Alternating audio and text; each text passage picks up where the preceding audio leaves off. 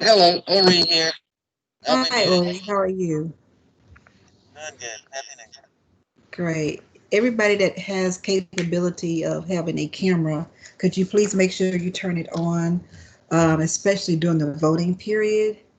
I can't remember. Do we have something to vote on for this particular meeting, Linda? We've got an amendment to include a project in Alabama and our safety performance management targets and the UPWP, but it's just voting that you've received it. Okay. Okay. I don't have my agenda in front of me, so I can pull it up for you. okay. It's actually 3:05. I was still waiting for a few of the members to get on. I've got Miss Daisy. I don't have Miss Annie, and I don't have Jonelle, and I don't have Sally. We only have four. I'm going to need one more in order for us to have a quorum. So,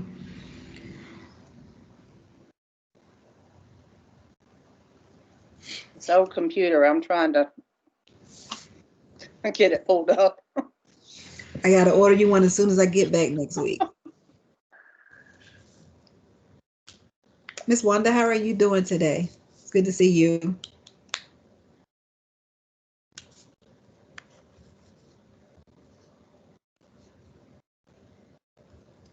I trust everybody had a great holiday.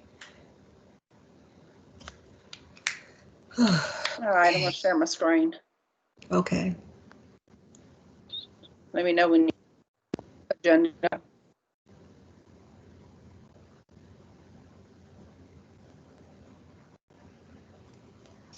You see it? Mm-mm. I see it now. Okay. Yeah.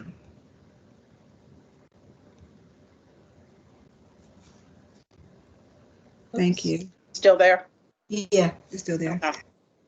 I'm just waiting on a couple. I need one more member on the CAC. We can get started. Okay.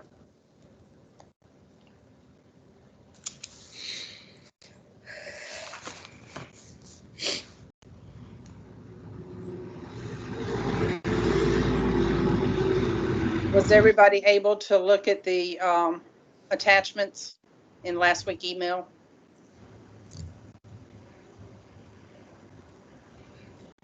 Yes. Okay.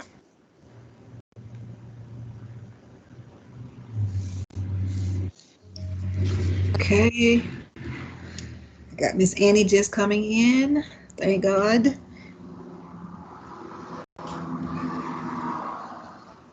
Hello. Miss Annie, can you hear me? Yes, I probably can hear better if I turn my volume up here. Let me see. Okay. So, Yeah, let me turn it. I can't Right. remember who I can hear our you good now. okay, who I can't remember who our vice chair was. Is it Miss Wanda? It's Sally. Is it Sally? Mm-hmm. Mm-hmm. Sally's not online, and I don't have John L. Okay. But I do have a quorum at this point. So, Linda, what should we do?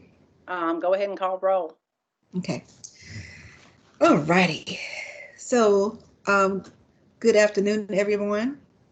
I trust everybody had an amazing, great holiday time in spite of the current pandemic. I'm going to go ahead and call the roll to confirm everybody's attendance. When I call your name, please signify by saying here.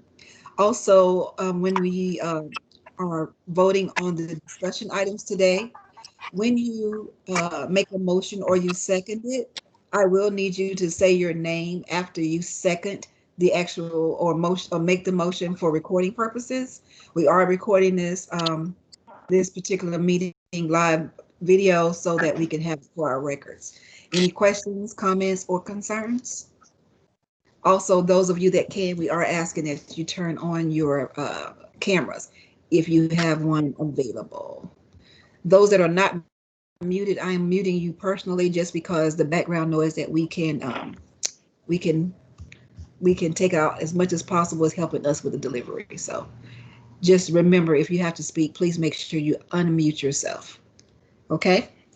Thanks again. We're going to go ahead and get started. First, I have Sally Lassiter, Patrick McHenry,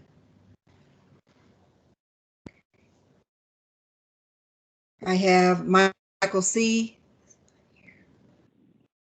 Ori Crittenden,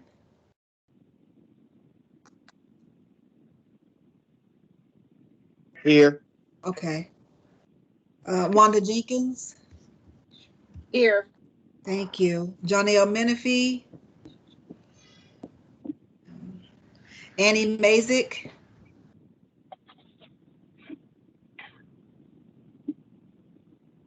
and Miss Daisy Linton.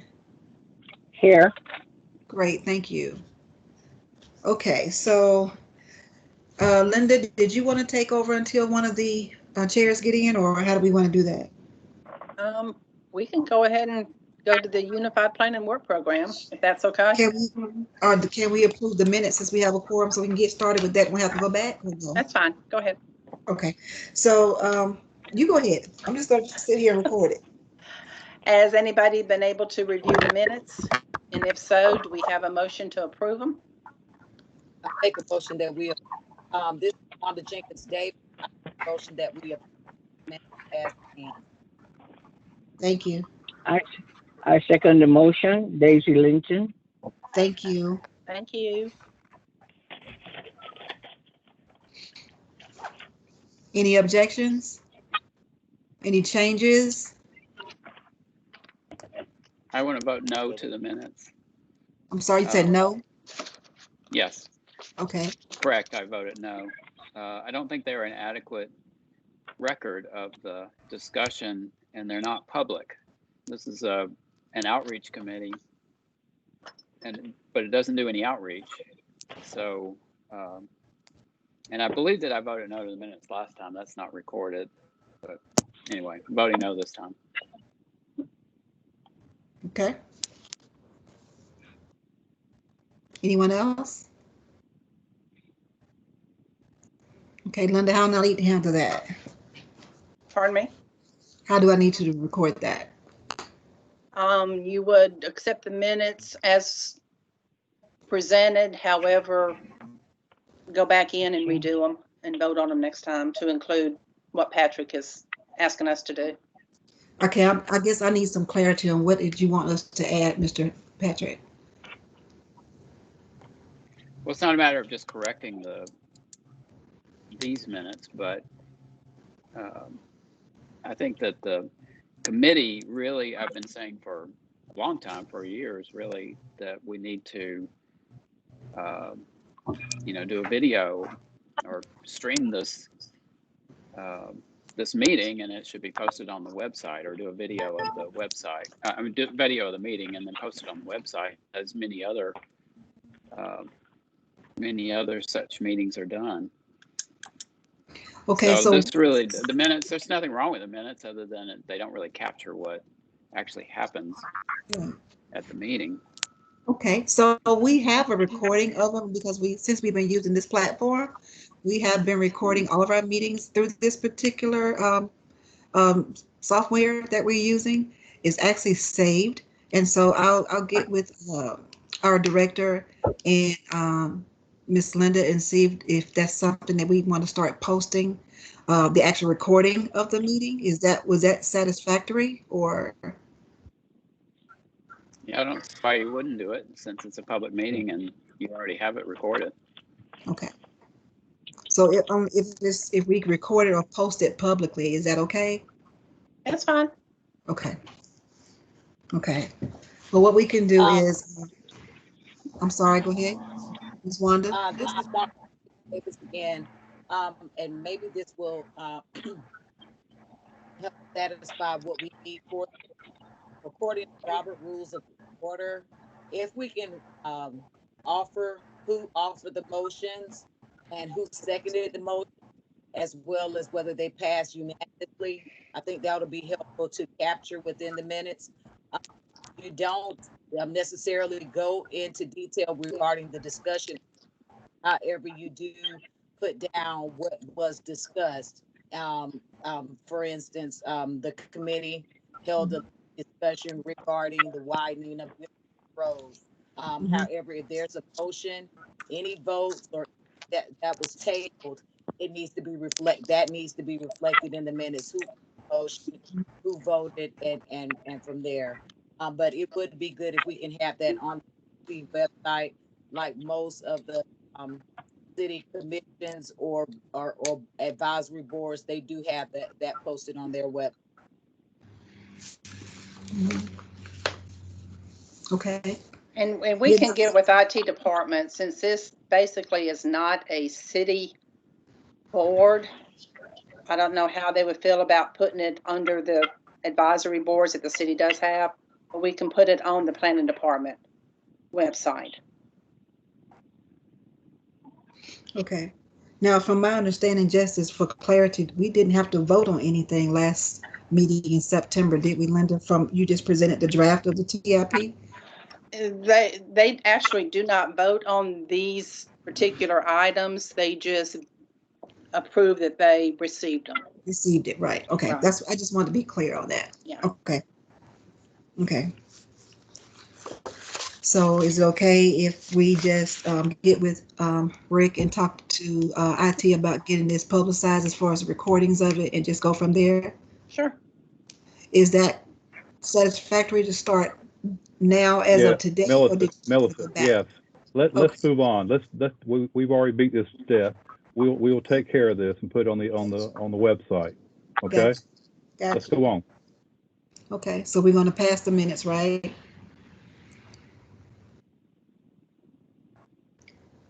Okay, Linda, go ahead. Okay. Next on the agenda is the draft 2022 Unified Planning Work Program. For those who have been on this board for a while, you know this is the MPO budget. This is planning funds that we receive through Federal Highway. It is to do these meetings. It's to update the UPWP, it's to update the TIP, the long range plan, anything that Addie does in regards to bicyclist and pedestrian. She does have a budget in there for that her time is put towards. We do get money from the Alabama side as well. It's about $100,000. And on the Georgia side with the city match, it's about $300,000. So again, this is our fiscal year 2022 budget for the MPO staff.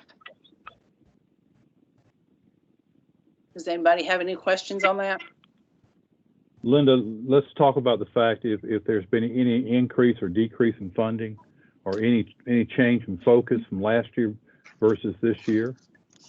We did move some money around since we completed the MTP update and the TIP update last year.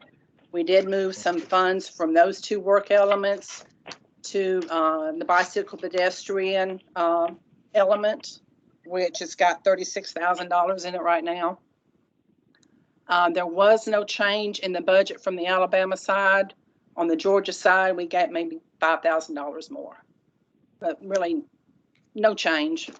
No change, no significant change anyway. Right. Okay. And every quarter we have to do a report to Federal Highway that shows how much money was spent in each one of these work elements, how much MPO staff time was in that particular work element. So they do require us to tell them what we're spending this money on. Okay. Anybody got any questions about that? I mean, hopefully it's pretty straightforward, but we want to make sure that you understand what we're trying to achieve here with this, what we have to deal with. And what they do at the end of the 4 quarters, whatever money is not spent, it's put into a pot that the Georgia DOT handles.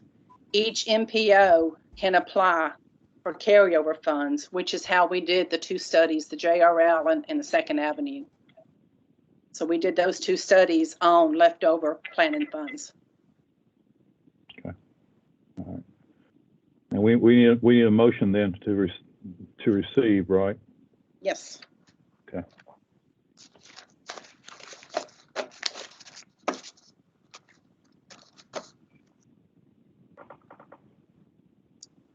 Anybody want to make a motion, please?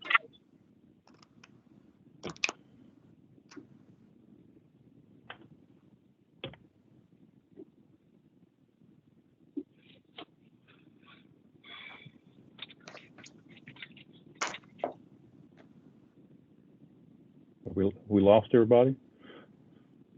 So moved. Does anybody have any questions on this?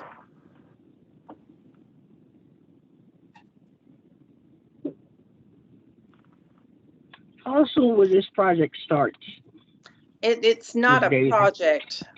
These are funds that the MPO Money. uses for salaries. Oh, okay, all right. Yeah. All right. So it looks like- Good question, though, what this money's for now. It's a good question. Right. We still need a motion, folks. Anybody? Thank you, Wanda. We need a second then. I'll second Daisy Linton. Okay. Thank you. Any other questions or comments to the motion? All right, all those in favor, please signify by saying aye. Aye. Aye. That'll cover, Aye. that'll cover it. All, same sign for those who are opposed. Okay. Linda, what else you got? Next on the agenda is an amendment to the 2045 Metropolitan Transportation Plan and the 2021-2024 TIP to include a new project for ALDOT. It'll be in Lee County and it's resurfacing on State Route 1, which is US 431 from County Road 287 to County Road 253. An estimated cost is $5.3 million. And that is all state and federal funds. There are no local funds in that.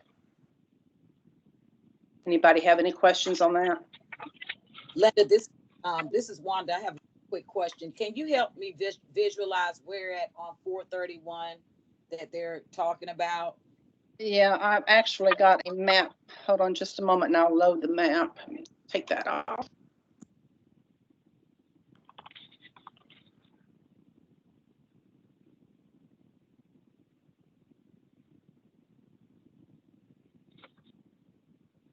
And second question, was this amendment added because after, I guess, some additional review, they, ALDOT or Lee County officials determined that this was something that needed to be added to the TIP at this time?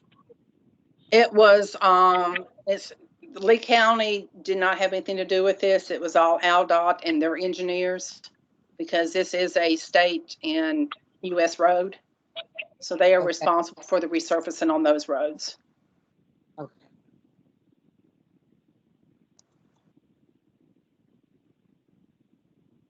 I'm still trying to pull up the map so y'all can kind of basically see where.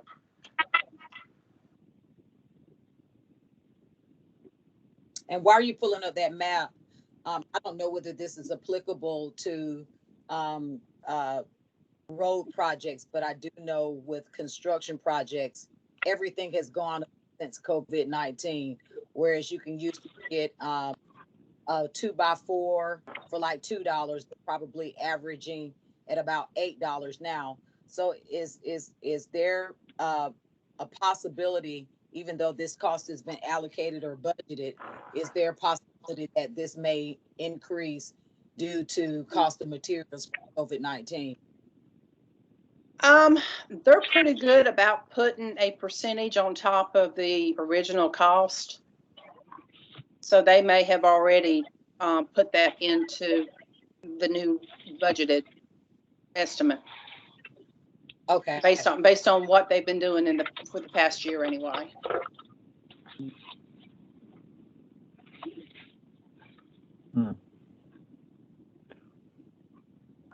Well, it's not going to give me a very good map. I had our GIS person to do the map for us, and it's really doesn't show exactly where it may be at. That you can see on this map anyway. But let me share it with you.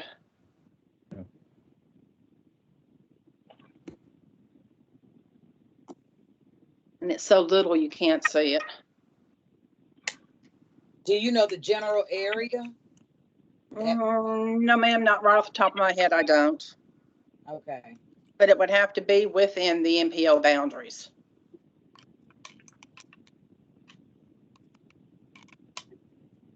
Can you see that map? That little bitty map? Yeah. What's that road tied back to though? Let me see if I We can know. blow it up some.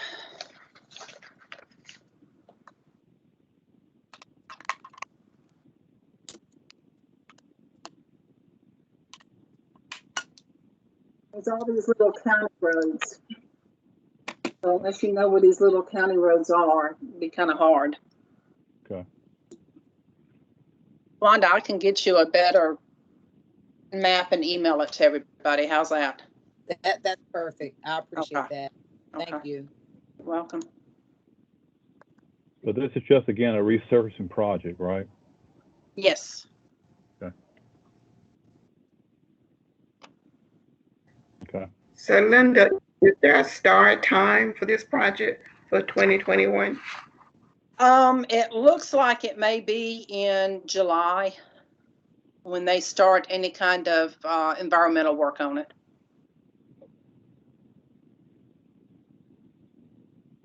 And all they have it right now is in 2021.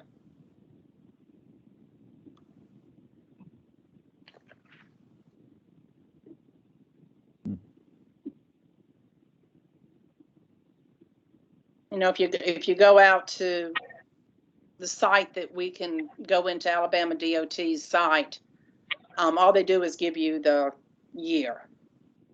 If you go into the one in Georgia DOT site, sometimes they give you the month that something will start in. So it's kind of hard to tell exactly what month they're going to start this in. Okay, thank you. You're welcome. Any more questions on that amendment?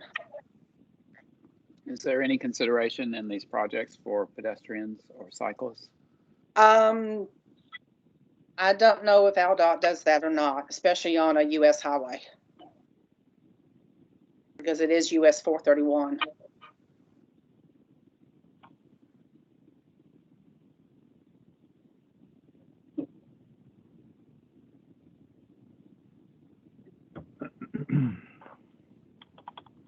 Any more questions on this, Are we looking for a motion now? please?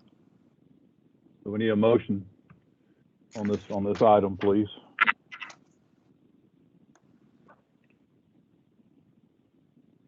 We'll take anybody.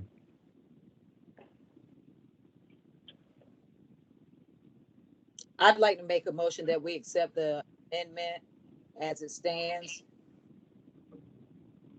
Thank you. Do we have a second? I second. This is Annie. Okay. Any other conversation on this one? Discussion, questions? Okay. Hearing none, then all those in favor of the motion, please signify by saying aye. Aye. Same sign opposed. I'm opposed.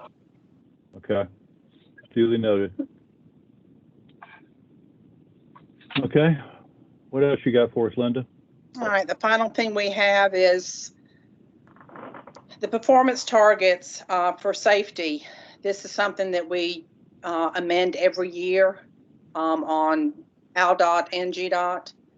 For the 2020 safety performance targets, you've got the number of fatalities, the rate of fatalities, number of serious injuries, rate of serious injuries, and number of non-motorized fatalities and serious injuries. These performance targets were put in place almost 4 years ago now, and this is what we're supposed to base our projects on.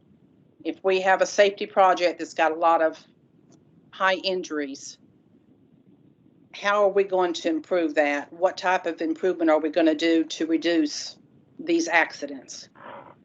So now all of our projects should have some kind of a target, whether it's safety, whether it's truck, how many, if it's a truck roadway, how are we improving that for those? Bicycle pedestrian is under safety, but we've got several targets that we now have to do for each project, and this is one that we do every year.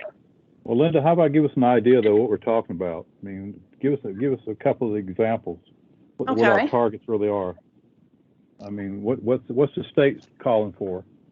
The state is calling for to maintain the 5-year rolling average for traffic fatalities under projected. That means 1.715 for the 5 years. That means 1,700. They're trying to reduce fatalities by that much. Is that statewide or local? This is statewide. The MPOs have the opportunity to put in place their own targets or adopt what GDOT has. So we've always adopted what GDOT has. Okay. What else? Well, Gives my another question is, Go ahead. Go ahead. well, my question is, why are these targets so anemic? I mean, what you're saying, if you look at, global statistics on, fatalities, traffic fatalities, the U.S. is right in the area with third world countries. You have to go a long way to find a traffic fatality rate in a comparable country, and those rates are half what the U.S. rates are. So what you're saying in these targets is just that, well, we'll let about the same number of people be injured and killed as we did before. We just don't want it to go up. This is the place where we ought to be adding the Vision Zero project. So why don't we do that? Why don't we put, rather than making it 1,700 fatalities, what about, I've got another number in mind, 0. How about 0? How come that's not your target? Well, I think it's an ideal number. I don't have any problem with that, but we have to start somewhere in terms of making that determination about what we think we can get that rate down. And we work with that number, work with the state on that number to drop that number down. I agree, 1,700 is not acceptable. It's just not. But we got to work somewhere and work backwards from that, and we're trying to keep that rate reduced down. I mean, I get dismayed every time we have a holiday because I just know the number of fatalities. I hate to see it in the paper or anywhere else where they're going to project how many people are going to die over New Year's Eve or day, and the idea there is still to be 0, but I'm not sure how realistic that can actually be at times. I think I think your point's well taken, but I think that at the same time here, in reality, we're not going to hit 0. We're going to shoot for 0, but we're not going to get there. And so you're not shooting for 0. You're shooting for 1,700. No, we're not shooting for 1,700. We're just saying that anything that goes beyond 1,700, really, we need to take an even more serious look at what's going on with fatalities in the community, or in the state in this case. Well, you're not being serious. I'm sorry. The community is not being serious about traffic safety, because if you look at, for example, pedestrian fatalities, which way is that trending? 10 years ago, were there more or fewer pedestrian fatalities, or 20 years ago? Mm-hmm. Can you tell me? I can't tell you off the top of my head. We have that information, but I don't have it in front of me right now. We can find that out for you. I've looked at it. And it hasn't gone down. So when you say you got to start somewhere, we just haven't made any serious, serious dent in this problem. And if you look at some of the projects, I can give you an example. The Talbotton Road widening project, or, I think it's kind of sort of like an act of vandalism against that part of the city. But Rick, we all know that people have for a generation been crossing the street right there, and they've been crossing a 2-lane road. So the state came in with the approval of the city to make it 4 lanes, but did not put any crosswalks there. And so you can even see it on Google Maps, where those people are crossing the street to go to the store across the street. Now they got to cross a 4-lane road with no refuge island in the middle, with no crosswalk, with no light. Now, let me ask you, Rick, do you think that the pedestrian injury and fatality rate is going to go up or down as a result of that project? I can't tell you that because Yes, I can't. I can tell you what human nature is, and in terms of folks going. Use common sense. I am using common sense in terms of trying to tell you that human nature is going to say that these folks are going to go from point A to point B, whichever is the shortest distance. We can set up all the safety precautions we want to out there. Sometimes putting a crosswalk in mid-block somewhere does not make a safety issue here. It may make it worse. And I have to, like you, I have to depend on GDOT because that was I'm not throwing off on GDOT or blaming them. I'm just telling you that was totally funded by GDOT, and we had input to it, but we depended upon on their resources and their knowledge to help us get that project done. But I hear what you're saying to some degree here, but folks have got to have some common sense themselves about where they're going to cross. And we don't necessarily want to encourage folks to cross at a dangerous point. So, I mean, just going out there and throwing a crosswalk down because we got a cow path that we've had out there for the last 100 years doesn't necessarily make it the safest way to go. And we try to encourage folks to cross. We try to tell folks to cross at signalized intersections and be careful out there because some of these drivers are not looking for that. I think you're missing the point, Rick. The point is that you widen the road so wide that it's impossible to cross, and you didn't consider the people who use that street. And I object to the idea of cow paths. Why don't we call them something like human being paths, or citizen paths? That would be a better term for these. Can I? In other words, sure. I'm sorry. So, go ahead, I participated in a meeting today with GDOT on the Pedestrian Safety Action Task Force. So in these meetings, we review the 2018 to 2022 pedestrian bike ped safety action plan. So currently right now, GDOT is working with municipalities, MPOs, regional commissions all over the state to review that document and to see if they're meeting those metrics. And I can actually include that into the chat here. I'll send you all a link. And these are topics that were coming up. For example, one of the things that they were talking about with the safety targets, it's really difficult for GDOT to fiscally, in their cost-benefit analysis, to always include sidewalks. And there was a lot of discussion from big leaders within Georgia. People from ARC commented. There were which is the Atlanta Regional Commission. So there were a lot of different big players who were commenting on that, and they were pushing back. And Jack Aninos, who runs that task force, and he's the GDOT bike ped coordinator. He was just saying he admits that GDOT, compared to other DOTs in the nation, didn't always perform that strongly when it came to bike ped, and that's something that we just have to accept. The state of Georgia didn't always perform that well, and still doesn't compared to other states.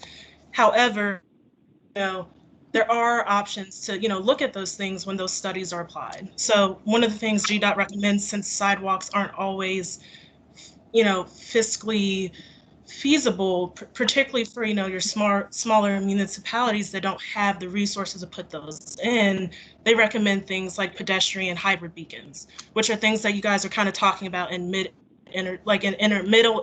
mid intersection areas where we know people cross, because you see things like desire paths, which are those lines in grass that people make when they're walking in areas where there aren't sidewalks. But having those types of pedestrian hybrid beacons, or PHBs, and things like that are a lower cost infrastructure that can assist when you see that those are those types of issues in those roadways.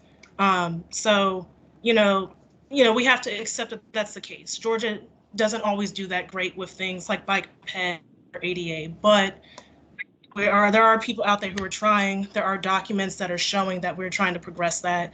And, so I just want to let you guys know that there is information out there, and our MPO, by having representatives like myself participate in those meetings, do listen to those things and try to bring that back, even if they're talking about it from the state level. So I definitely appreciate your input and your suggestions. And, that is something that we could look at more sometimes. I'm glad that Addie's bringing this information back to the city. I don't think historically, over the past many years, the city's been hasn't been serious at all about pedestrian safety. And when you change a street in such a way that you have cars going faster, then it becomes more deadly to pedestrians. I mean, that's data. I mean, that's observably true. And so certainly when you have a street that has cars going fast and it's 2 miles between crosswalks, then your expectation that a person's going to walk 2 miles to go 50 feet or 100 feet across the street is just not recognizing the reality of the situation. So I would again appeal to your common sense. You're expecting pedestrians to be perfect users of the system, and the penalty for not being a perfect user is potential death or serious injury. And I just think you need to be serious about it. You haven't made a dent in these statistics. At least you haven't told me that you have. I mean, have the fatalities and serious injuries gone down, say, in 10 years? I mean, the fact that you don't even know off the top of your head tells me that you're just not serious about it. Well, we're going to have to just agree to disagree on that one. I don't agree to disagree. I don't agree. Patrick, in all candor, that doesn't surprise me any. Linda, you got anything else on here we need to talk about? I mean, I just want to give everybody an example of what we're talking about with these standards and what we're living with from the state more than anything else. That's what we're trying to achieve here. So you have the option to put in more ambitious targets, but you've chosen not to. Am I understanding that correctly? No, you're not. Is there anything else on this we want to talk about?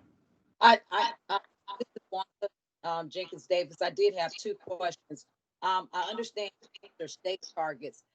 Would it be advantageous as maybe a working document that we can have locally to set our own targets, whereas the state has set aside, for an example, the 1,700 fatalities? We have a target or a number that we want to work from locally, as far as how we're working from this document. Do we have any local targets that we try to work from? No, we don't. But we can take that under advisement and look at that again. I mean, not for this year necessarily, but next time around we can do that. Okay. And Addie, my question to you, and I appreciate you bringing that information back. And I know that you said that GDOT had said that they haven't done a great job in taking the bike ped in consideration. What are they going to do to rectify that in the future? And what are they going to do to rectify that? And it sounds like that, and that it's funding is the issue. To either retrofit or moving forward to include these type of modifications in their projects. So is funding an issue with regards to that? But more importantly, I want to know what they're going to do to moving forward. They've said that, no, we haven't done a great job, but what are they going to do moving forward to work on that? So again, in the past couple of years, especially when reviewing that 2018-22 plan, again, kind of like how Rick said, the first step is looking at the data that you have and establishing those metrics. So right now, through the review process, and again, this is having partners from all over the state discuss it.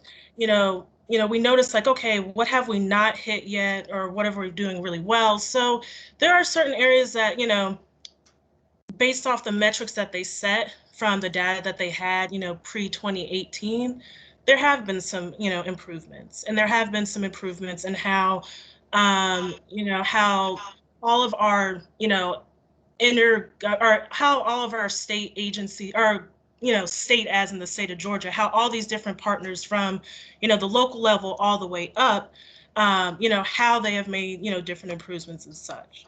And then for the funding part, that's a little trickier because it really depends on the jurisdiction. So I can't compare what Columbus does as far as how they fund things per se as a way I can't really compare that to Atlanta, for example, because Atlanta is just a denser city with a lot more people, a lot more revenue than, let's say, Columbus. And for instance, one of the things that they talked about was, in terms of funding, it's not necessarily the funding, it's just the way to access the funding. So one of the things that they mentioned was technical assistance. Seems to be like something that the state could possibly work on when it comes to accessing funds, and how that's a huge gap in the way that we access programming for some municipalities. So there isn't anything conclusive yet because we're still reviewing that document and we're still discussing it. But in terms of, again, for funding, every place is going to be different. Everyone has access to different resources based off their population and things like that. And then again, once we fully review this document and see as a state how we're doing, the idea is that, municipalities, NPOs, regional commissions will take this, and implement it in some way, form, or fashion with what they already have going on. So I hope that answers your question, kind of. I don't know if I hit it. It did, and I was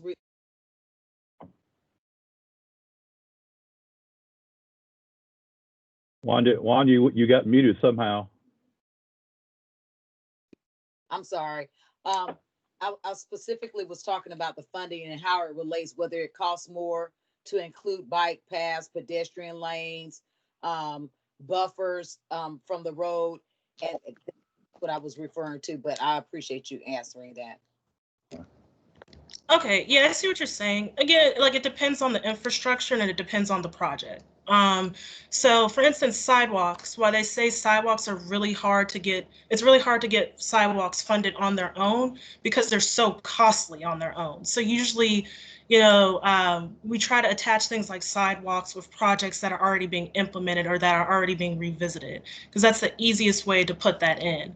But again, in the discussion, for example, today, it was even referenced how that's sometimes even difficult because, for instance, a small stretch of sidewalk can cost up to, let's say 300,000. And so for some jurisdictions, 300,000, that's a lot of money. And so sometimes, even though that has a quality of life benefit, when the way the metrics that they use to do a cost benefit analysis, it doesn't always fiscally make sense. And so it makes it really difficult sometimes for jurisdictions and these other bodies to, how can I say it, to make, to have it, to have the citizenry and to have the municipality, want to move forward with that aspect or that part of it, because it's just not everyone has that type of money just sitting around.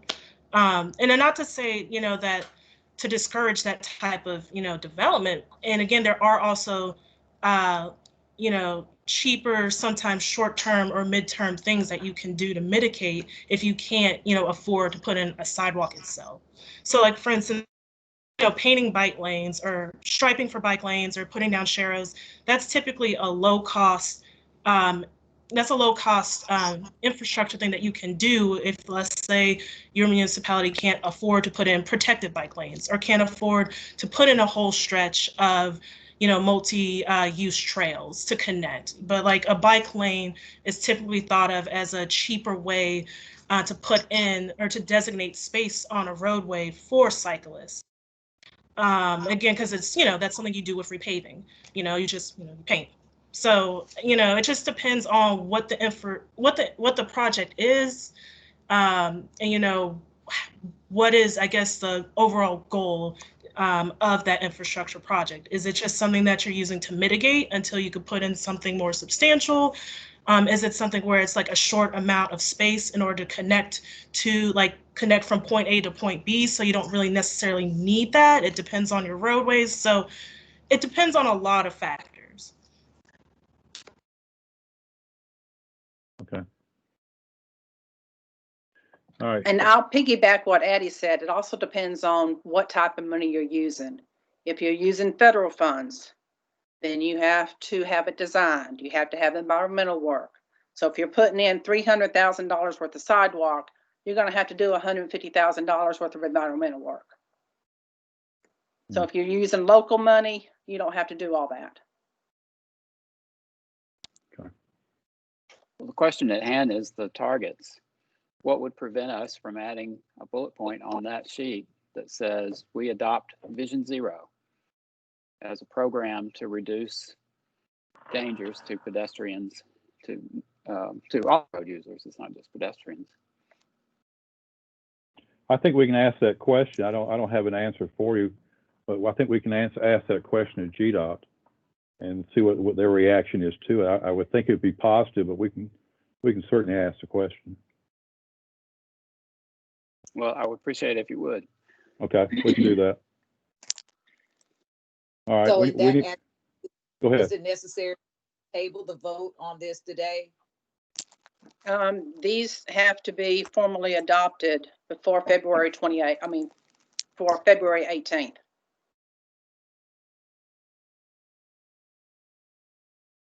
And they're actually formally adopted by the policy committee with the approval of the technical committee.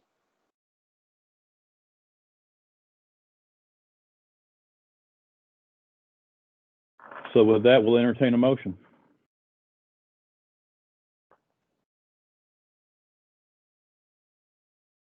I'll make a motion to deny approval on the basis that these targets are so weak that they're meaningless. We got a second?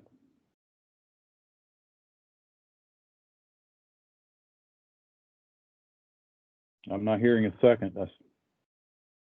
We need a motion of some type, folks. We move on here. I like the motion that we table it until we find out from GDOT whether they can add the language from Patrick Oka, that amendment to the document. All right, there's a motion. Do we have a second? I'll second that. Okay. Any other questions or comments then? All right, to the motion then, all those in favor, please signify by saying aye. Aye. Aye. The same sign opposed. All right, motion carries then. Let's move on. We've still got several projects that are ongoing here. The Spiderweb project is still progressing. We've actually are under construction with phase one, which consists of everything west of the railroad tracks there on Buena Vista, between that and Annette Avenue. They are relocating utilities right now, what I understand, in terms of getting those out of the way or getting them moved out of the construction way itself. You may recall Annette will be built and it will be extended across Buena Vista, tied back into MLK at a roundabout down at that point on MLK from that standpoint. And then there'll be some other improvements. The other phase really consists of actually the bridge going over the railroad tracks and the reconstruction of the bridge over Bull Creek itself. In terms of that, we are almost complete with all the right-of-way needs on that. We're hopeful that we can come to some conclusion with the necessary right-of-way by, let's say, March timeframe. That's my time. I'm not sure everybody else agrees with that. and then hopefully be able to go out to bid sometime after that, with construction starting probably late summer, early fall on that project, and that's going to probably take about 3 years to make that happen. So that's ongoing with that. And on the other end of Buena Vista, Victoria, right there at 185, of course, is the diversified diamond that's being constructed there. They are clearing the right of way now for that project. They have taken out a lot of the buildings on 3 of the corners of that interchange now. They're on the southeast corner. Yeah, the southeast corner is not it's not anything on, it's a wooded area. The other 3 areas, though, they have been cleared. They are proposed to start construction here, I would say, within the next month and a half, to put that diversified diamond in. And it's going to take them 3 years as well to complete that project. So we're going to have to get the word out about that when construction actually starts on both of those projects, that the folks are going to be inconvenienced for a while, unfortunately. But hopefully when it's all said and done, it'll be for the betterment of everybody involved.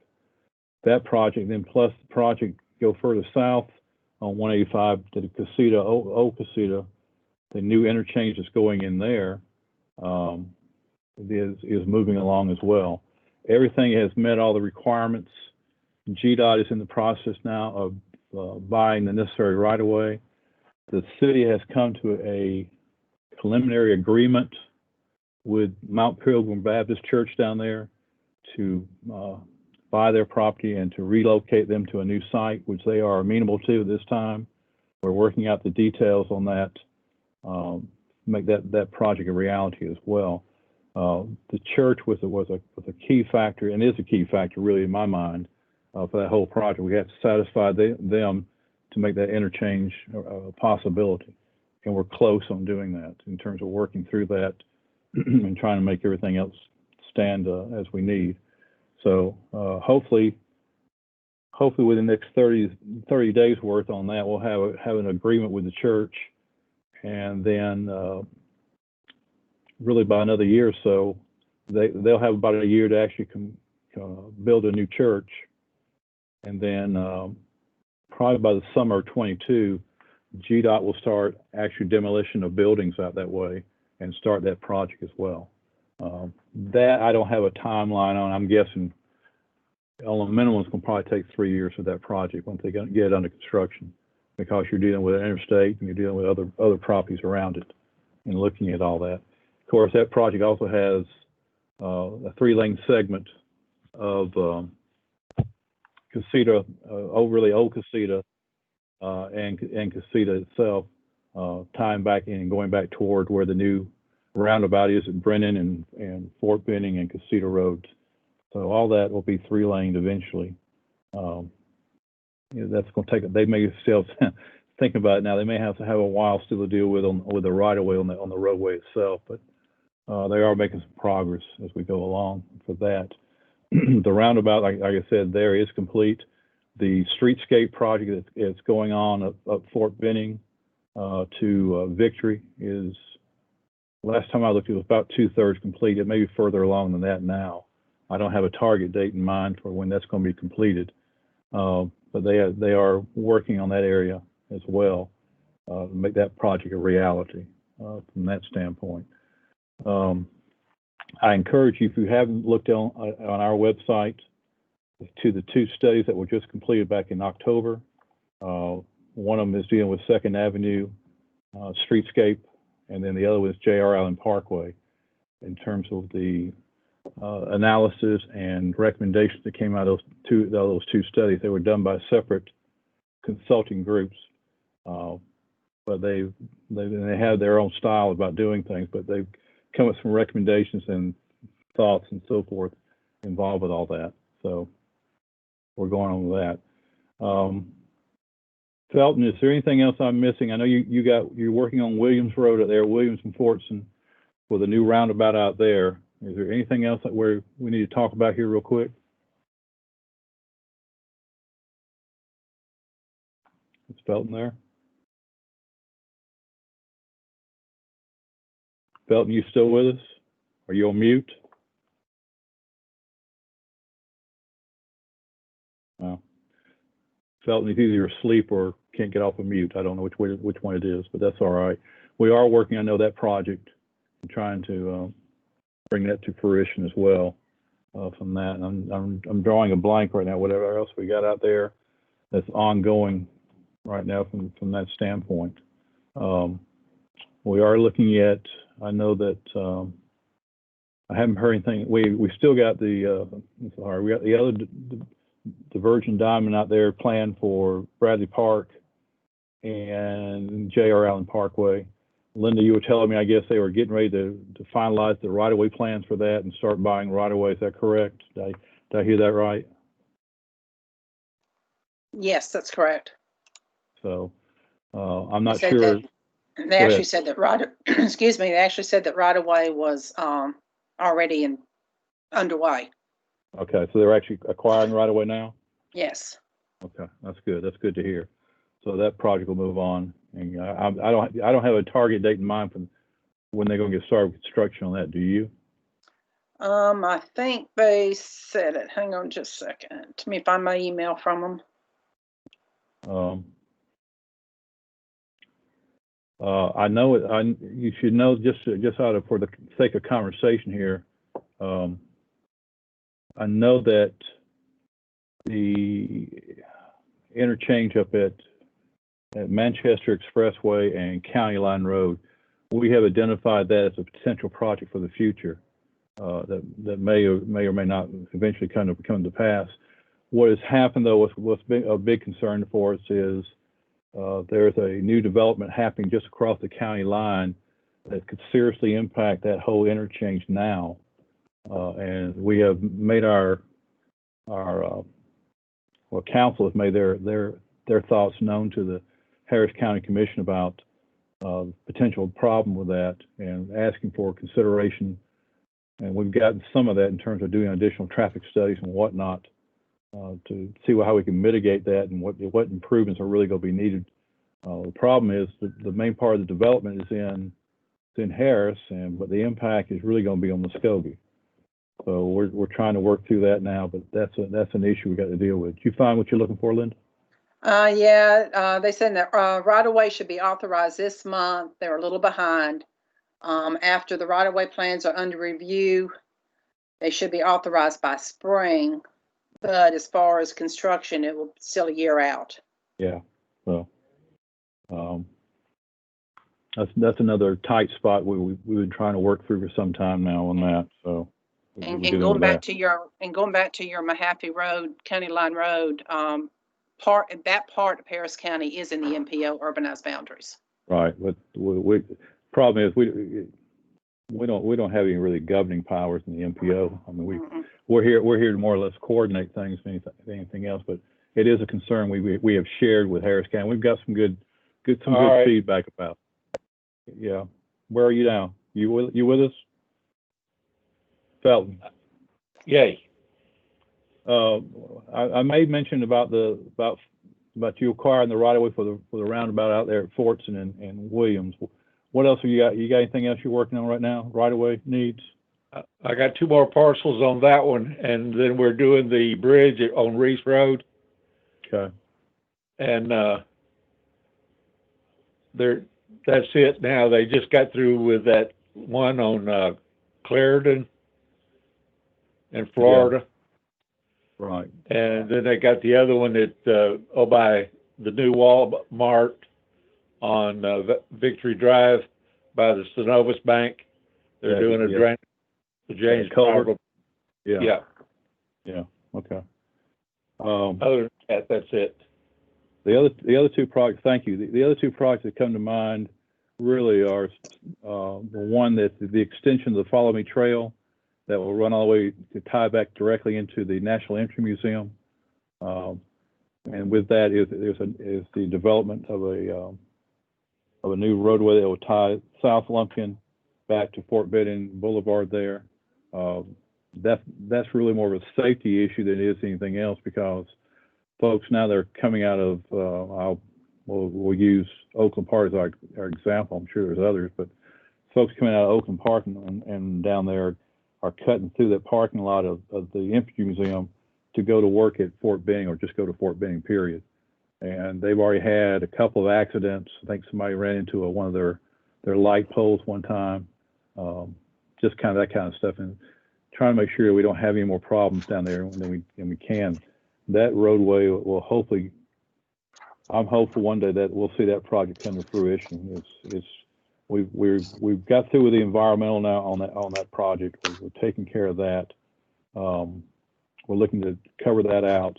And I think the biggest hurdle we got right now, and it's not so much a hurdle, but that's the best way to describe it, is coordination with Fort Benning in terms of them allowing us to provide for the easement for the extension of the trail itself. So that's ongoing as well. So that's going. And then there's another project that will be tied to that we are just now trying to get started on that. And that's basically developing of a north-south road, a spine road that will run from that down to, I guess, down to the hotel that sits out there now, and allows for some more access. The idea with that one is really, again, something of a safety issue, but the other is also to provide some development opportunities down there for the museum in terms of some other activities they want to have and plan for that area. They can't do it though without some kind of roadway system in there. So I've asked them to be patient with us on that. Unfortunately, like I keep saying, and I have it tattooed somewhere. Anytime we deal with federal dollars, it just drags the whole process out. And in some cases, personal opinion, certainly in some cases, unnecessarily. So we're dealing with that. But those are the projects I know of offhand. Anybody got any questions about any of that? I'll try to explain it a little bit better if I can, or something you may think about. So. Rick, this is Wanda again. I have 3 questions. Yes, can ma'am. you give an update on KFC and Exhaust Pro? I know that there was some snafus going on with that at the last time that we spoke about that. Okay. Are there any plans that visual plans of what the diversion diamond is going to look like? I know that there was something in the ledger, but to Janelle's question, and I don't know if I'm asking it in its full context. She mentioned that people were wondering what was going on with those, specifically with the 185 Buena Vista Road project, and if we have some type of signage out there. So would it be advantageous either to have it on the city's website or one of those zoning signs that you have with the visual plans? And my last question is, where are we on the Steam Mill Road study? All right, see if I can remember all this. You gave me a lot to chew on here. Okay, first question. We are the KFC and muffler shop are the ones we're still negotiating with now. We're trying to. Here's what we're trying to achieve with this. They're going to be impacted some way, shape, or form during the construction of that project, the Spiderweb project itself, because just where that bridge touched down and where some of the equipment's going to have to be housed out there, particularly when we work on the Bull Creek Bridge itself. We realize that, and we're trying to work through that, and we want to lessen that impact as much as we possibly can. So that's what we're trying to work on, and we think we have come up with some kind of workable solution on that. Our attorneys will have to are going to get back with them again and say, look, this is what we think we can do for you for that. If that doesn't work, unfortunately, we may not have but one other option, and that is to go through condemnation here, so we can keep this project moving.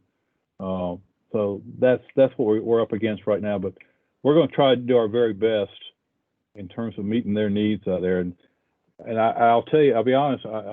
If I was KFC, if I was a muffler shop, I'd be a little nervous too, in terms of what kind of impact it's going to be. But we believe we have something of a workable solution, but may not be to their satisfaction. Is it that they want to move? Because I noticed that I noticed Advance Auto just moved right up here on St. Mary's Road.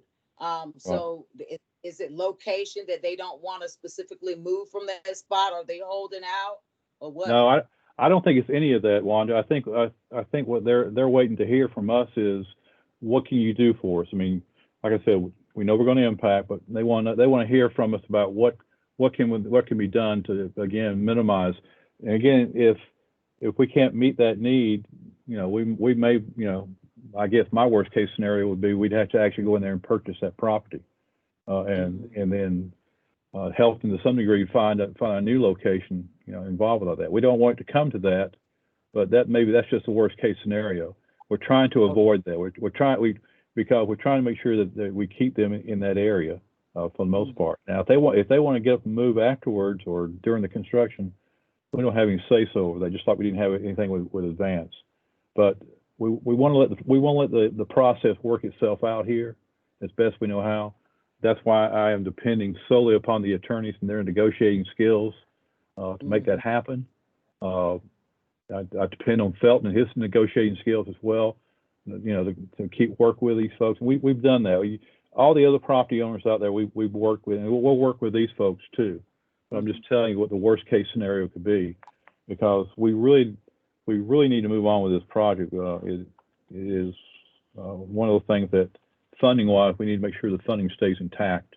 We can keep going on with it. But I'm optimistic we're going to make something happen with that.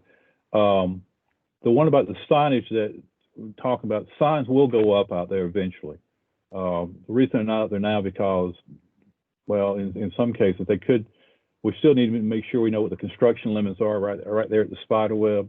They're doing demolition work up there at Buena Vista 185 that I'm not sure we want to put a sign for them to get in the way of.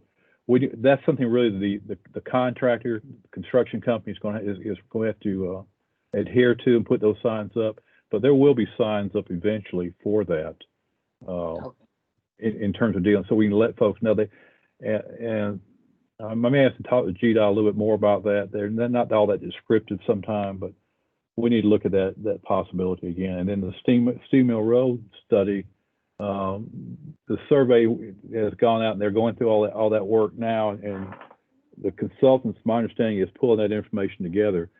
When they're going to present that back to the engineering department, I just don't know. The whole idea about that is again trying to get an understanding about what folks out there would like to see that roadway become. That's why we did the survey work, to get an understanding about it. Once we get some idea, and then what we get some direction or recommendation from that consulting team, the next big hurdle will be coming in there and trying to figure out how we're going to pay for it. So just know that is ongoing. Donna Newman's really handling that project. She's dealing with that on a day-to-day basis, I guess, more than anything else. But we know we've had fatalities out there, and we just know we got to do a better job with that roadway, and that's what we're trying to look for now on that as well. So, any other questions about any of these projects I just mentioned to you? Let me mention one last thing to you that you need to know about. That's going to be important here, coming up here in the next couple of months. I know we talked about. I think you may have heard about this before all this pandemic started. Primarily, that the region as a whole, really the 16 county region that we're in, which is River Valley, was looking toward doing another T-SPLOST, another transportation special purpose local option sales tax. I think that's been somewhat successful. I know it's been successful for us, and I think the counties around us have some success with that as well. But they're looking. We asked them to hold off because at that time, I believe I'm telling you correctly, back in 18 or 19, whatever year it was now. At that time, we were looking at doing that. We were still looking at doing a special purpose local option sales tax to help fund a new government center. And on top of that, the school district was asking for another basically an E-SPLOST. Like we got all these splashes running around here. The school district went ahead with theirs last year, and it was approved. The mayor asked that because of all this action going on, and plus everything else with the pandemic coming about later on, that we postpone the regional T-SPLOST until 22.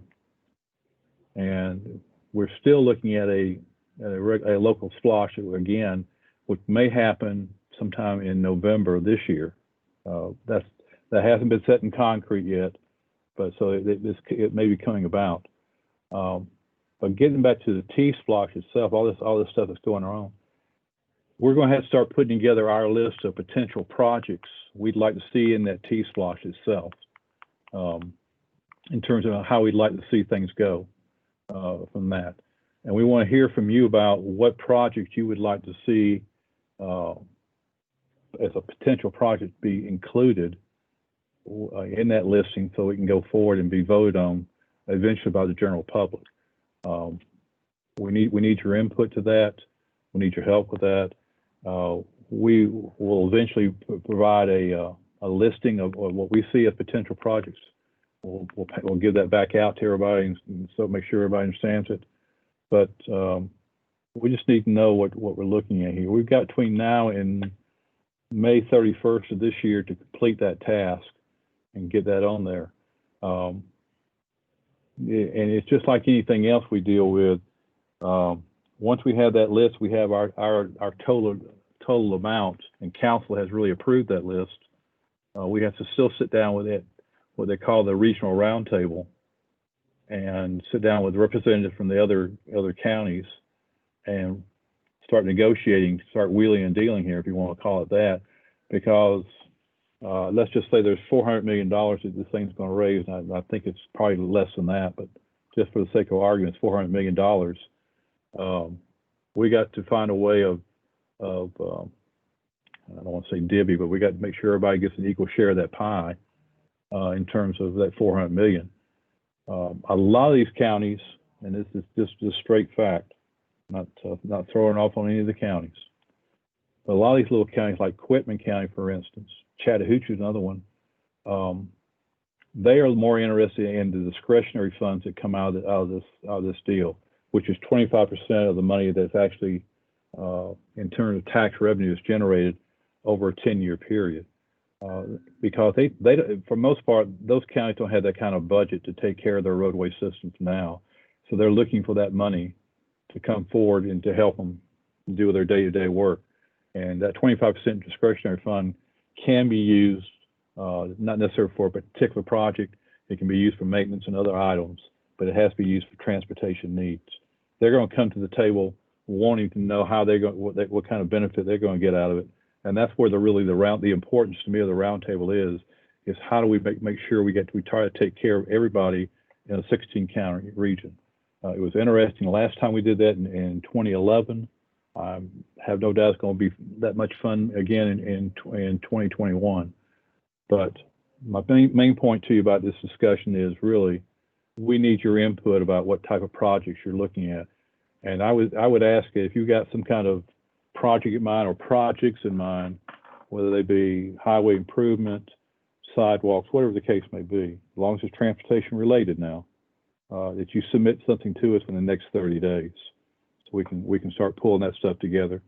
Because in my discussion with the city manager this morning about this, he wants us to come sometime, I would say probably sometime in February, early March, that we start presenting this kind of information to council members. So I would encourage you again to take advantage of this situation and let us know what kind of projects you think you may have in mind. Okay. Any questions on that? Because that's really important to us. Rick, this is Wanda again. Is this limited to Columbus or Phoenix City, Russell County, and Lee County? No, Are they included? No, this is strictly Columbus, Georgia. Harris County will come up with their list. Talbot will do the same. All the other counties will come up with their list of what they want to see as projects funded over the next 10 years, and we'll do the same thing here. But no, this is strictly Georgia. This is not Alabama at all. Okay. And bridges, are they included? Could that be something that's included? Yes. Okay. Bridges. Can you think of any bridges in our local area that garner that attention right now? Yes, we've got a list of bridges that we go through. They go through a safety inspection, And I mean, it's not a huge number, but there are bridges that need our attention. But yeah, those are eligible projects. If you think of this as a project, and we may already have it on the list. I mean, in terms of that, in terms of replacing a bridge or a section of sidewalk or whatever the case may be. The only stipulation really is it has to be transportation related, and that doesn't mean just automobiles or trucks. That can be bikes, that can be pedestrians, that can be anything we're looking at as far as transportation needs. We were the only one I know funded last time around, probably not only the state, but probably the nation, that actually funded mass transit, basically buses, in terms of providing new buses and providing new routes and providing additional drivers to ride to drive those buses. So I mean, that was somewhat innovative on our part, and we may do that again as well. In terms of trying to keep that program alive. We've had some success with it. We've had some failures with it too, but it's a good. I think it's a good use of the funding, and we just got to figure out what projects we really want over the next 10 years. Okay. Okay. So if you have an idea or suggestion, if you will send it to Linda, just email Linda. Doesn't have to be anything real fancy or anything else. Just give us an idea what you're looking for and what you'd like to see happen, and we'll try to see if we can get it included in there. Okay. Anything else we want to talk about this afternoon? Okay. Well, I appreciate everybody's time. I'm sorry our chairperson is absent today. I hope she's okay. Maybe she'll be able to join us next time. So. Okay. All right. Thank you, everybody. Y'all have a good day. Thank you. Take care.